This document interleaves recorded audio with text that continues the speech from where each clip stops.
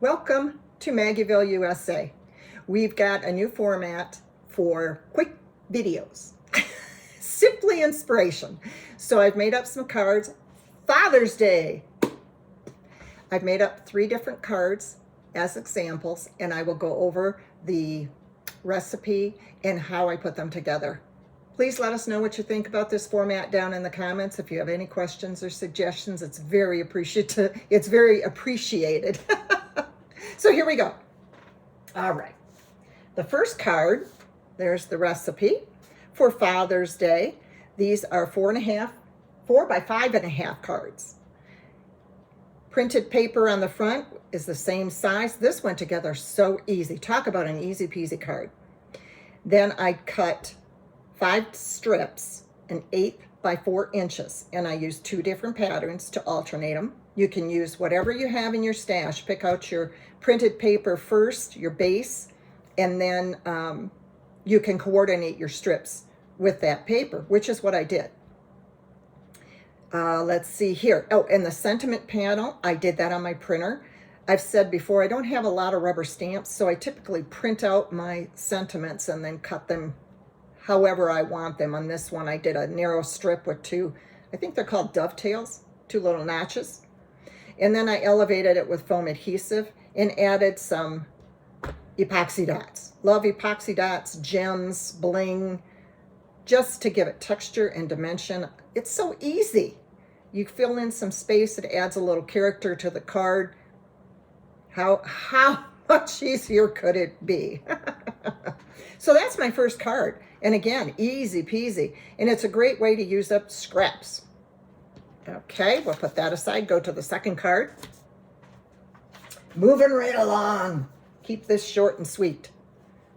Okay, so same size card, 4 by 5.5. And actually, I didn't get these papers out of my scraps. I had a pack of coordinating papers that I had some leftovers that I didn't use before. So I kind of call them scraps because it's something that I had extra.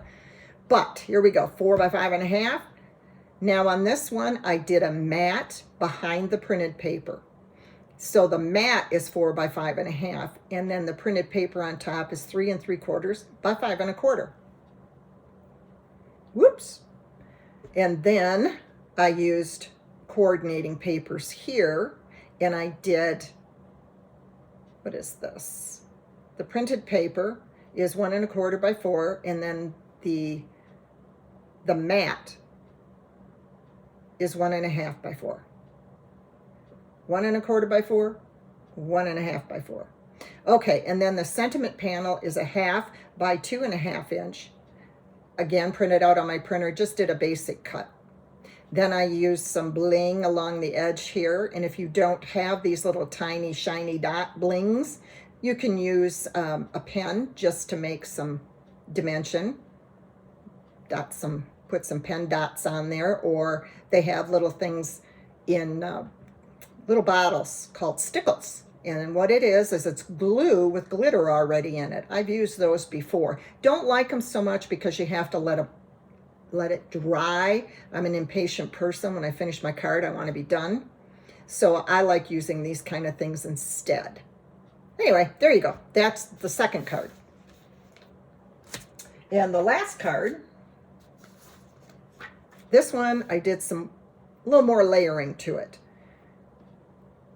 I have a double mat. I have a dark green mat, a gold mat, and then I have the printed paper. So the printed paper is 3 5/8 by 5 1/8. Then you've got 3 3/4 by 5 1/4, and then the furthest back mat here, the green one, is 4 by 5.5. And then I did a panel here. I did a 1/2 inch by 4 printed paper, plus the mat is 1 by 4. And then my sentiment panel, I matted that and I popped it up with foam adhesive. Again, just did this off my printer, but if you have a rubber stamp, use your own handwriting too.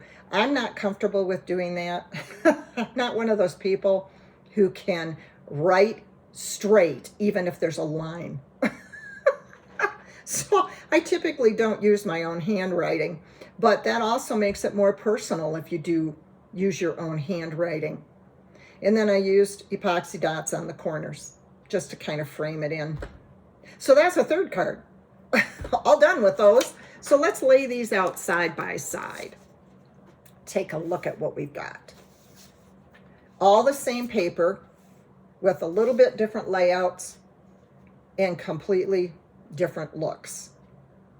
Like that. I like that. Easy, easy peasy, and whatever color scheme you want.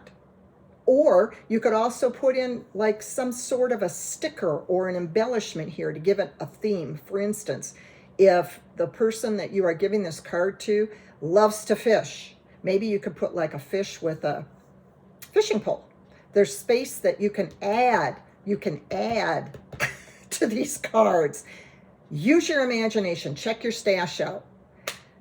There you go. This is inspiration. This is to get you motivated, to get you started. You can make these cards as is or customize them for your taste or who you're giving it to, the recipient. So enjoy. I hope you enjoyed the video. Comment down below. Let us know what you think. In the meantime, craft your heart out. Enjoy life. We'll see you in the next video. Bye.